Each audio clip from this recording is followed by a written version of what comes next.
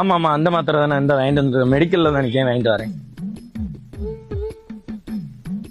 மே4 கிட்ட அப்படி என்னவா இருக்கும் அண்ணே? என்னண்ணே மே4 கிட்னா என்னண்ணே?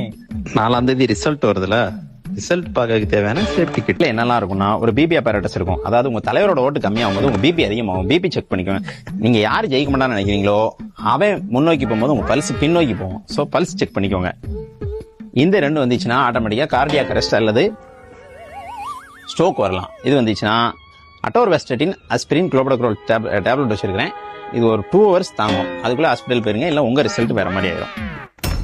ஒரு உங்களுக்கு பிடிச்ச விஐபி யாராவது தோக்குற மாதிரி இருந்துச்சுன்னா பதட்டத்தில் உங்களுக்கு ஃபீவர் வரும். ஃபீவர் வரும்போது ஃபீவர் செக் பண்ணிக்கோங்க. இந்த பதட்டம் இன்னும் அதிகமாச்சுன்னா என்ன ஆகும்னா வீசிங் வந்துடும். ஸோ அஸ்தலை நீங்கள் போட்டு 2 பஃப் டப் டப் டப்னு அடிச்சுக்கோங்க.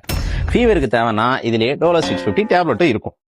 அதெல்லாம் சரி, இந்த மாஸ்க் எதுக்கு? அதாவது ரிசல்ட் வந்ததுக்கு அப்புறம் உன்னால வெளியே தலை காட்ட முடியாது, அதனால மாஸ்க்.